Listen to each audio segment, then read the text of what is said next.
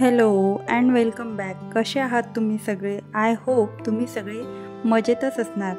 तर चला आता मी व्हिडिओला सुरुवात करते. तर आज मी तुम्हाला फ्रीज ऑर्गनायझेशन दाखवणार आहे. तर आतापर्यंत तर माझ्याकडे फ्रीज नव्हता. आता 2 महिने झाले फ्रीज आला आहे.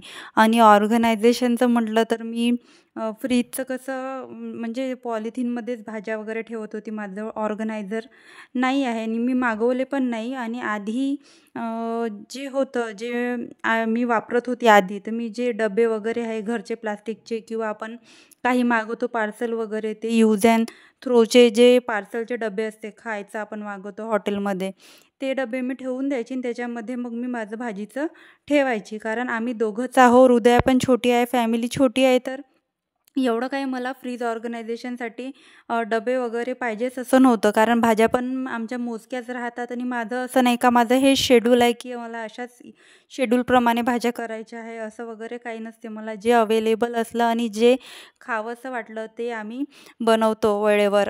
तर मी काय केलं, आधी फ्रीज बंद केलं. आधी फ्रीजमधलं सगळं सामान काढून घेतलं बाहेर, फ्रीज रिकामा केला आणि मग फ्रीजचा जो स्विच आहे तो बंद केला आणि त्याचा प्लग आहे तो आधी काढून घेतला. मैत्रिणींनो, आपण जेव्हा आपण क्लिनिंग करतो, थोडं आपण घाईमध्ये असतो किंवा कामामुळे आपल्याला कधी सुचत नाही, तर काय होते ना, फ्रीज कधी पण क्लीन करायचा असला, आपल्याला साधा पुसायचा जरी असला ना, तर आपण आधी त्याची पिन काढून घ्यायची, बंद करून, बटन बंद करून. तर मी आता फ्रीज पुसत होती म्हणजे फक्त मी व्हिनेगरचा जो माझा स्प्रे आहे, जो व्हिनेगर आणि बेकिंग सोडा मी टाकून स्प्रे बॉटलमध्ये ठेवते. माझी ती स्प्रे बॉटल पण मी काही विकत आणलेली नाही, माझ्या घरीच होती ती स्प्रे बॉटल. ती होती सॅनिटायझरची, तर सॅनिटायझर त्याचं संपलं होतं, तर ती बॉटल तशीच होती. आणि बॉटल छान आहे, छान काम करते, माझं काम पण होते आणि हँडी आहे. अशी छोटीशी बॉटल असल्यामुळे मला खूप आवडते. जर आपण स्प्रे बॉटल मार्केटमध्ये बघायला गेलो तर त्या अशा मोठ्या मोठ्या असतात, त्या काही मला आवडल्या नाही. ही मला खूप छान वाटली.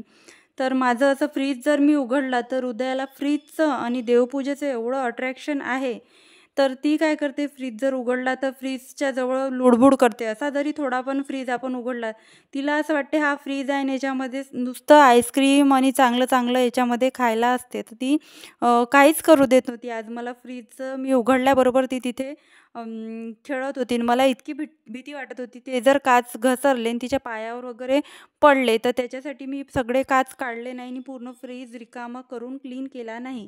कारण हृदया छोटी असल्यामुळे ना, कधी ती काय करेल ते ते सांगता येत नाही.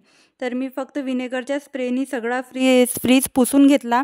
त्याच्यामुळे आपल्या फ्रीजमध्ये चिकटपणा आहे, काही डागं वगैरे आहे, ते सगळे निघून जातात. आणि जो फ्रीजमधला वास येतो भाज्यांचा वगैरे, कधी लसूण वगैरे आपण ठेवतो, त्याचा जो वास येतो, तो वास पण आपल्या फ्रीजमधून बराचसा चालला जातो. आणि व्हिनेगरचा वास पण स्ट्रॉंग असतो, तर त्याच्यामुळे आपल्या फ्रीजमध्ये कुठचं इन्फेक्टेड काही असेल तर ते पण आपलं निघून जाते. आणि एकदम चांगलं आहे. आपण खाण्यामध्ये व्हिनेगर वापरतो, फक्त आपण जर व्हिनेगर डायल्यूट करून जर वापरलं, जसं पाण्यामध्ये थोडं व्हिनेगर पाण्यामध्ये टाकून जर वापरलं, तर त्याच्यापासून आपल्याला काहीही नुकसान नाही आहे.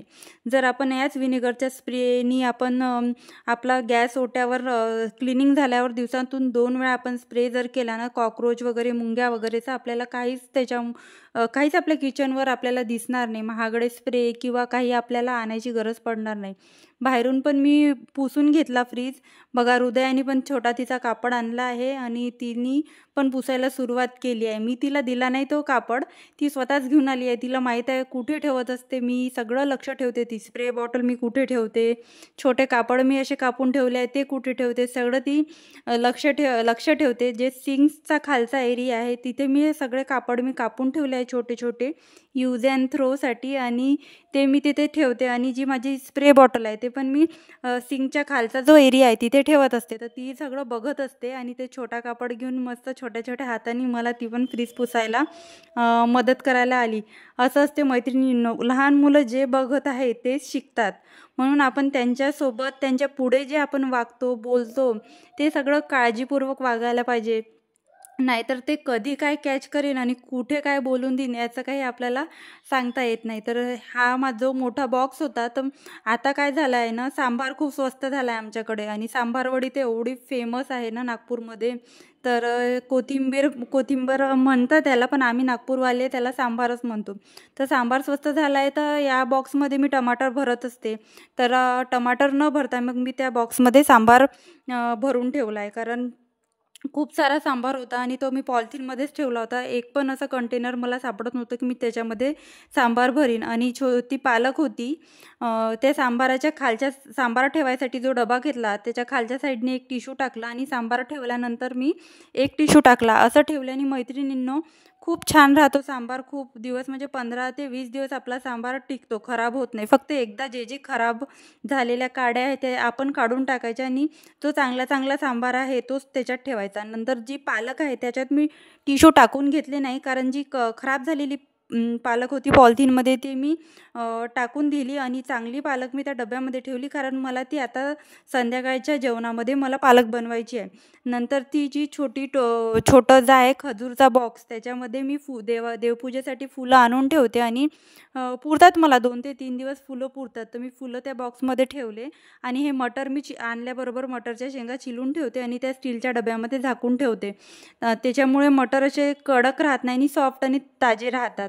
आणि जी माझी ती निळ्या कलरची टोपली आहे ती मला वानामध्ये मिळाली आहे. आणि अशा ती पण येलो कलरची जी टोपली आहे ती पण मला वानामध्ये मिळाली आहे. तर आणि अशा खूपशा वस्तू आहे वानामध्ये मिळतात, उपयोगी येतात, तर असं छान वाटते. तर त्या 2 टोपल्यांमध्ये मी टमाटर एकामध्ये आणि एकामध्ये मिरची ठेवली आणि हे काकडी वगैरे जे काही होतं ते हे भाज्या ठेवायचं आहे त्याच्यामध्ये ठेवलं. जास्त भाज्या तर काही नसतातच दोघांचं असल्यामुळे. आणि हृदयाचे पप्पा येताना बऱ्याचशा भाज्या घेऊन येतात आणि ह्या गंजामध्ये दूध आहे. दूध वगैरे झाकून ठेवते मी, कारण जर दुसरं काही भाज्या आहे त्याचा वास दुधाला लागतो, मग हृदय पीत नाही, नाटकं करते. आणि इथे सगळे कडधान्य मी ठेवले आहे. बाहेर ठेवण्यापेक्षा मी फ्रीजमध्ये कडधान्य ठेवून घेते, कारण त्याच्यामुळे किडे वगैरे अळ्या जाळे काही लागत नाही. असं मसाले वगैरे तर काही आहे नाही माझ्याकडे असं. तर मी एक जो गुलाबजामचा पॅकेट होता तो तिथे ठेवला आहे खराब होऊ नये म्हणून. ते पण बनवायचे आहे गुलाबजाम, पण बघू म्हटलं. आणि सगळ्यात मागे एक जॅमचा डब्बा आणि एक पीनट बटर आहे, ते मी लपवून ठेवलं आहे, कारण हृदयाला जर दिसलं तर नुसतं हृदयात तेच मागते, जॅम आणि पीनट बटर. तर मैत्रिणींनो, तुम्हाला माझा आजचा व्हिडिओ कसा वाटला मला कमेंटमध्ये नक्की सांगा. आणि व्हिडिओ जर आवडला असेल तर व्हिडिओला एक लाईक आणि चॅनलला सबस्क्राईब करायला विसरू नका. भेटूया अशाच नवीन व्हिडिओमध्ये. Bye bye.